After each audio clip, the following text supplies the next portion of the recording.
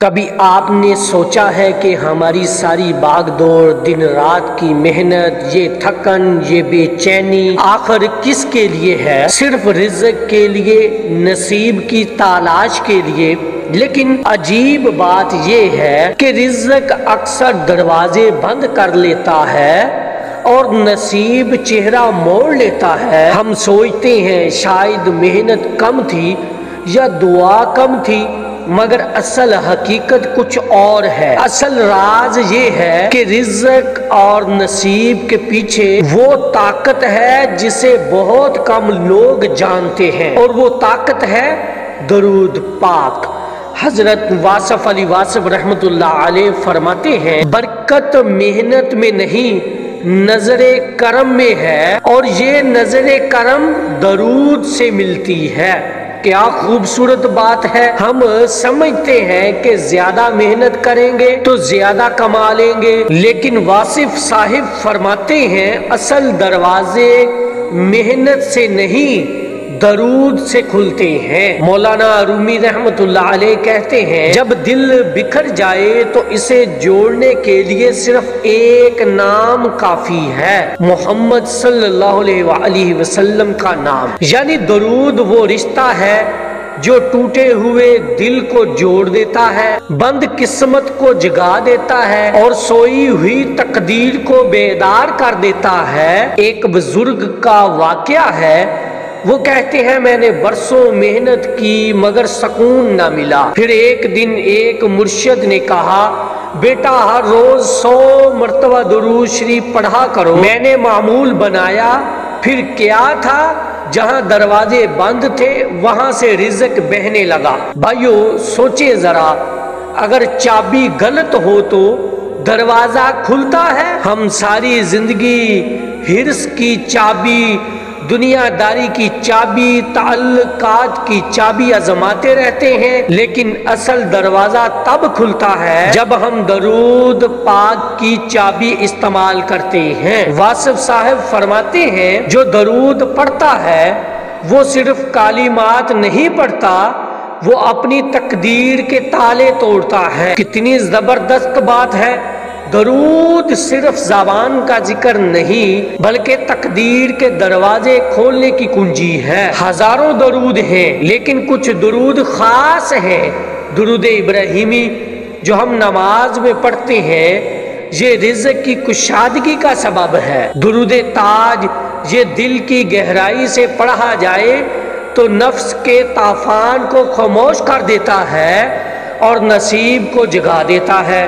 اور درود خضری جسے اہل دل اولیاء نے جہانوں کے دروازے کی چابی کہا ہے، وہ لڑکا جس کے رشتے نہیں ہو رہے تھے، جب درود کا معمول بنایا تو اللہ نے اس کے لیے آسانیاں پیدا کر دی۔ وہ تاجر جس کا کاروبار ڈوبا ہوا تھا، جب ہر صبح دکان کھولنے سے پہلے درود پڑھا تو گاہک ایسے آنے لگے جیسے بارش کے قطرے۔ واصف علی واصف رحمت اللہ علیہ فرماتے ہیں، کچھ لوگ نصیب کے سونے کا رونا روتے ہیں، اللہ نہ کہ نصیب کو جگانے کا راز ان کے ہونٹوں پر ہے۔ یعنی درود وہ ذکر ہے جو سوئی ہوئی قسمت کو جگا دیتا ہے۔ دوستو درود صرف الفاظ نہیں، یہ عشق ہے، یہ نسبت ہے، یہ اللہ کے محبوب صلی اللہ علیہ وآلہ وسلم کی یاد کرنے کی وہ کیفیت ہے جس پر فرشتے بھی ناز کرتے ہیں۔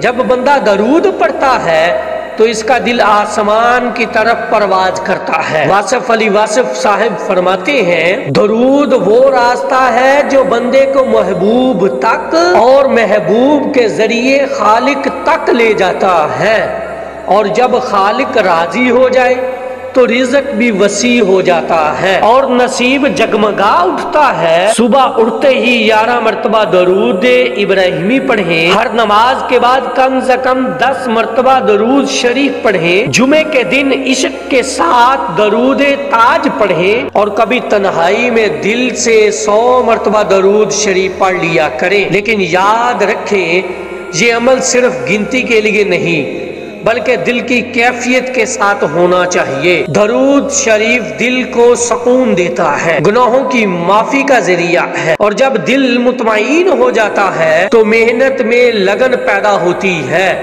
یہی لگن نصیب جگا دیتی ہے۔ واصف علی واصف صاحب فرماتے ہیں درود وہ خوشبو ہے جس سے دل جنت میں بدل جاتا ہے۔ کیا ہی خوبصورت جملہ ہے۔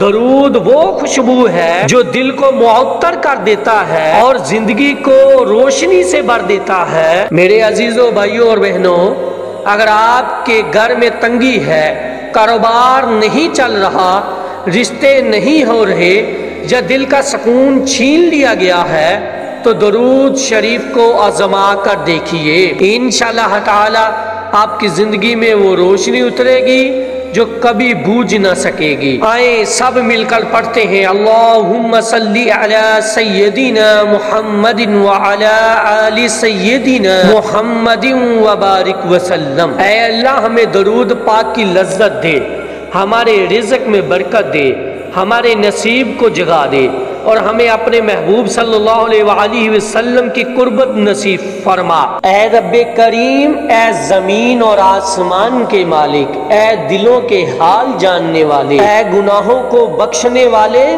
ہم سب تیرے عاجز بندے آج اپنے ہاتھ تیرے در پر اٹھائے کھڑے ہیں۔ یا اللہ ہم خطا کار ہیں، ہم گناہ گار ہیں، ہم غفلت زدہ ہیں، لیکن تیری رحمت ہم سے کہیں زیادہ بڑی ہے۔ ہم اپنے ٹوٹے دلوں اور کانپتے ہاتھوں کے ساتھ تیرے سامنے آئے ہیں۔ یا اللہ ہماری دعا کو رد نہ فرمانا۔ یا رب العالمین، تو نے اپنی کتاب میں فرمایا یعنی مجھ سے دعا مانگو میں قبول کروں گا۔ اے اللہ ہم تجھ سے مانگتے ہیں، اپنے محبوب صلی اللہ علیہ وآلہ وسلم کے وسیلے سے مانگتے ہیں، تیرے انبیاء، تیرے اولیاء اور تیرے صالحین کے صدقے سے مانگتے ہیں۔ ہماری دعاؤں کو قبول فرما، ہمارے والدین پر رحم فرما، جنہوں نے ہمیں پالا، جنہوں نے ہمارے لیے راتوں کو جاگ کر قربانیاں دی۔ یا اللہ ان کی زندگی میں برکت دے، صحت دے، رزق میں کشادگی دے۔ اگر وہ دنیا سے جا چکے ہیں تو ان کی قبروں کو جنت کا باغ بنا دے، ان کے گناہوں کو معاف فرما، انہیں اپنے حبیب صلی اللہ علیہ وآلہ وسلم کے ہاتھوں میں حوض کوثر سے پانی نصیب فرما۔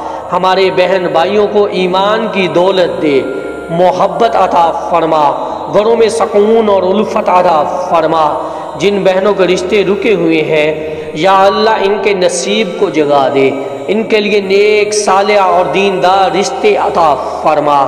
جو نوجوان بے روزگار ہیں یا اللہ ان کو پاکیزہ اور وسیع رزق عطا فرما۔ یا رب العالمین ہمارے گھروں سے تنگی اور فکر و فاقہ دور فرما، ہمارے کاروبار میں برکت عطا فرما، ہمارے رزق میں اپنی رحمت کے دروازے کھول دے۔ یا اللہ رزق صرف روٹی کا نام نہیں، سکون بھی رزق ہے، محبت بھی رزق ہے، عزت بھی رزق ہے۔ یا رب العالمین ہمیں سب قسم کے رزق عطا فرما۔ یا اللہ ہمارے دلوں کو نور سے بھر دے، ہماری زبان کو ذکر کی لذت عطا فرما، ہماری آنکھوں کو حرام سے بچا، ہمارے کانوں کو گناہ سے بچا، ہمیں درود پاک کی محبت عطا فرما اور ہمارے ہونٹوں کو تیرے محبوب صلی اللہ علیہ وآلہ وسلم کے ذکر سے تر۔ یا رحیم یا رب العالمین ہمارے گناہوں کو معاف، ہماری خطاؤں کو درگزر فرما، ہماری کمزوریوں پر پردہ ڈال دے۔ یا اللہ ہم تیری بارگاہ میں سجدہ ریز ہیں۔ یا اللہ ہمیں کبھی اپنی رحمت سے محروم نہ رکھ کرنا۔ یا اللہ ہم تیری بارگاہ میں سجدہ ریز ہیں۔ یا اللہ ہمیں کبھی اپنی رحمت سے محروم نہ کرنا۔ یا اللہ ہمارے ایمان کی حفاظت فرما، ہمیں مرتے دم تک کلمہ طیبہ نصیب فرما، ہمارے دلوں میں اخلاص عطا فرما، ہمیں ریاکاری سے بچا، ہمیں حسد، کینہ، بغض اور نفرت سے پاک کر دے، ہمارے دلوں کو محبت رسول صلی اللہ علیہ وآلہ وسلم سے منور کر دے۔ یا اللہ ہماری اولاد کو نیک بنا دے، ہمارے بچوں کو قرآن کا حافظ، دین کا عالم اور امت کا خادم بنا۔ یا رب العالمین ان کے دلوں میں نماز کی محبت ڈال دے، انہیں گناہوں سے بچا، انہیں دین اور دنیا دونوں کی بلائیاں عطا فرما۔ یا رب العالمین ہمارے ملک پاکستان کی حفاظت فرما، اس پر اپنی خاص رحمت نازل فرما۔ یا اللہ اس ملک کو دشمنوں کے شر سے محفوظ رکھ، اس کے اندر امن اور سکون پیدا فرما، اس کی زمین کو رزق سے بھر دے، اس کے حکمرانوں کو عدل، انصاف اور خوف خدا عطا فرما۔ یا اللہ ساری امت مسلمہ پر رحم فرما، فلسطین، شام، عراق، کشمیر اور جہاں جہاں مسلمان ظلم سہ رہے ہیں، یا اللہ ان کی مدد فرما، ان کے خون کا بدلہ خود لے، ان کی عزتوں کی حفاظت فرما، ان کے گھروں کو امن دے۔ یا اللہ امت کو ایک کر دے، ہمارے دلوں میں محبت ڈال دے، ہمیں تفرقے اور دشمنی سے بچا لے۔ یا اللہ ہم بیمار ہیں، کوئی دل کا مریض ہے، کوئی آنکھوں کا، کوئی کینسر کا، کوئی لا علاج بیماری میں مبتلا ہے، یا اللہ سب کو شفا عطا فرما، ہمیں صحت، تندرستی اور عافیت عطا فرما۔ یا رب العالمین ہمارے گناہ ایسے ہیں جیسے سمندر کی جھاگ، لیکن تیری رحمت اس سمندر سے بھی زیادہ وسیع ہے۔ یا اللہ ہمیں معاف کر دے، ہمیں سیدھے راستے پر چلا دے، ہمیں اپنی مغفرت سے نواز دے۔ یا اللہ جب ہماری آنکھیں بند ہوں، جب ہماری روح جسم سے نکلے، جب ہمیں قبر سے اتارا جائے، یا اللہ اس وقت ہمیں تنہا نہ چھوڑنا، ہماری قبر کو نور سے بھر دینا، ہمارے اعمال کو ہمارے ساتھ کر دینا، ہمیں اندھیروں میں اکیلا نہ چھوڑنا۔ یا اللہ جب قیامت کا دن آئے، جب سب لوگ پیاسے ہوں، ڈرے ہوں، سہمی ہوئی حالت میں ہوں، یا اللہ ہمیں اپنے محبوب صلی اللہ علیہ وآلہ وسلم کے جھنڈے تلے جگہ نصیب فرما، ہمارے چہروں کو روشن کر دے، ہمارے نامہ اعمال دائیں ہاتھ میں دے، ہمیں حوض کوثر سے پانی نصیب فرما، اور جنت الفردوس میں اپنے محبوب صلی اللہ علیہ وآلہ وسلم کی شفاعت عطا فرما۔ یا رب کریم ہماری زندگی کو دین کے مطابق بنا دے، ہمارے دل کو درود شریف کی لذت سے بھر دے، ہمارے گھروں کو جنت کا سایہ بنا دے، ہمیں اپنے محبوب صلی اللہ علیہ وآلہ وسلم کے در کی غلامی نصیب فرما۔ یا اللہ ہم سب کی دعاؤں کو قبول فرما، ہماری آنکھوں کے آنسوؤں کو اپنے عرش تک پہنچا دے، ہمیں دنیا میں بھی کامیاب فرما اور آخرت میں بھی۔ یا اللہ ہمیں دین، دنیا، رزق، نصیب، سکون، صحت، اولاد، عزت، محبت، رحمت، ہر خیر عطا فرما، اور ہر شر، ہر آفت، ہر بیماری، ہر مصیبت، ہر دکھ، ہر غم سے محفوظ رکھ۔ آمین یا رب العالمین۔